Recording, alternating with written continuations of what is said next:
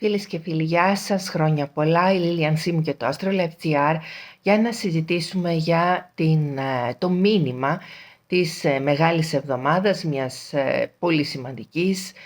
θρησκευτικής γιορτής που συμβολίζει το πάθος της ανθρώπινης φύσης, τον πόνο, την ταλαιπωρία, τη σταύρωση,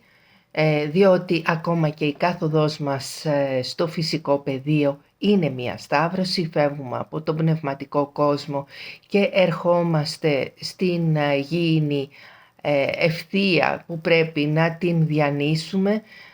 προκειμένου να βιώσουμε εμπειρίες, να εξελίξουμε μέσα από δοκιμασίες την ψυχή μας και να ανέλθουμε πάλι στο φως. Τουλάχιστον αυτό είναι και η θεωρία της εσωτερικής φιλοσοφίας, είναι και ένα από τα σύμβολα, μάλλον ένας από τους αποσυμβολισμούς της Σταύρωσης και του Σταυρού. Η κάθοδος λοιπόν από τα πνευματικά πεδία προς το φυσικό πεδίο και οι δυσκολίες που αντιμετωπίζουμε μέσα στον τρισδιάστατο κόσμο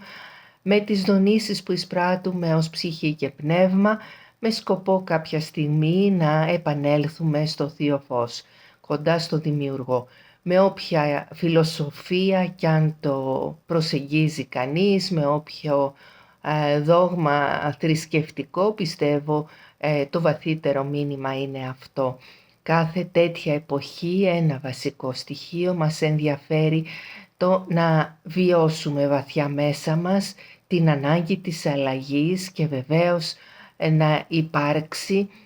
και η μεταμόρφωση, η μετάλλαξη με σκοπό από κάμπιες οι οποίες έρπουν, οι οποίες δεν έχουν και κάποια αισθητική ποιότητα, να φτάσουμε να γίνουμε πεταλούδες και να πετάξουμε ψηλά σε πιο λεπτοφυείς μορφές της εξέλιξής μας. Έτσι λοιπόν το Πάσχα πάντα είναι μια περίοδος περισυλλογής για τον καθένα μας και όπως και αν τον αγγίζει το Θείο Πάθος, πιστεύω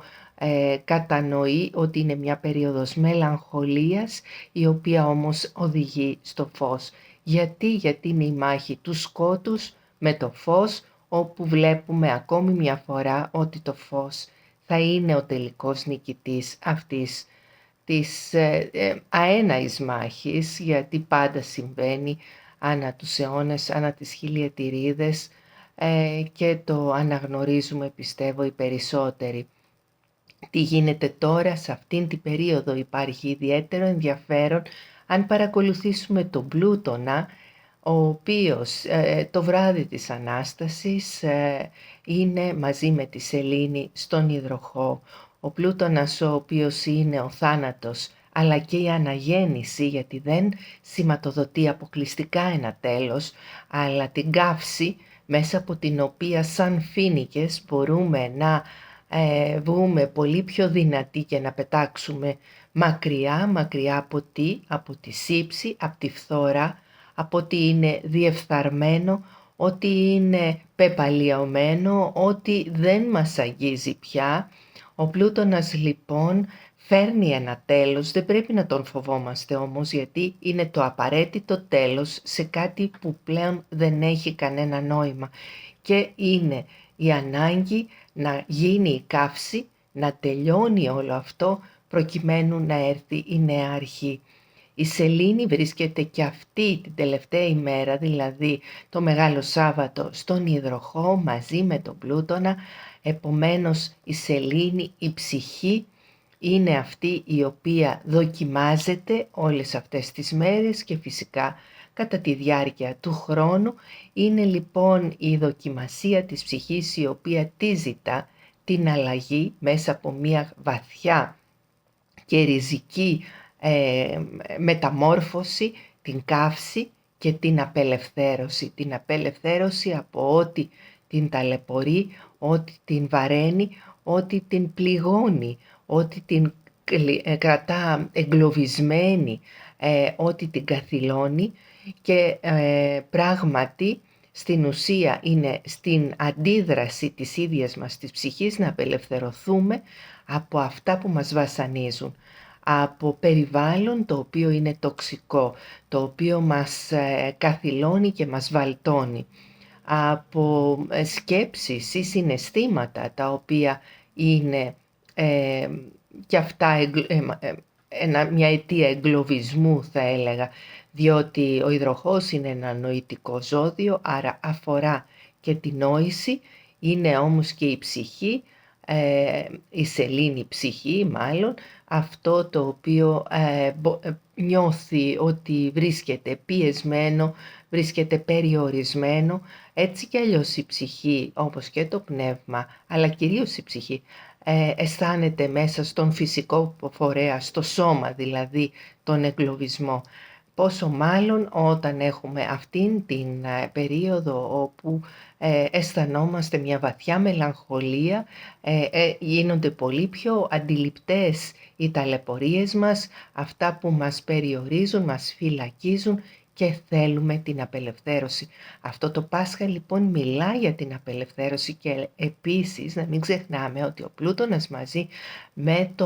με τη Σελήνη βρίσκονται σε θετική υποστήριξη, θα έλεγα, όψη, γωνία, αν γνωρίζει κάποιος από αστρολογία, υποστήριξη με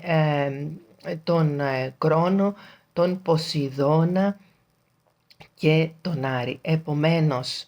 εδώ σημαίνει ότι ήρθε η ώρα να δράσουμε, να πάρουμε απόφαση εμείς, να σπάσουμε εμείς τα δεσμά, να γίνουμε εμείς κύριοι του πεπρωμένου μας και να προχωρήσουμε για να αγγίξουμε το ιδανικό μας, το όνειρό μας, μια πιο ψηλή δόνηση πνευματικότητας, και παρότι δεν είναι τόσο εύκολο φυσικά, εξάλλου γι' αυτό μιλάμε για τη Σταύρωση, μετά τη Σταύρωση όμως και μετά τον φυσικό θάνατο ή τον θάνατο των φυσικών εμποδίων, υπάρχει η Ανάσταση, υπάρχει η Ανάταση και η Ανέλυξη. Το φως μας περιμένει, το φως είναι εκεί εάν δεν καθυλωθούμε στον φόβο, στη χειραγώγηση, στην τοξίνωση, δεν συνηθίσουμε τη σύψη.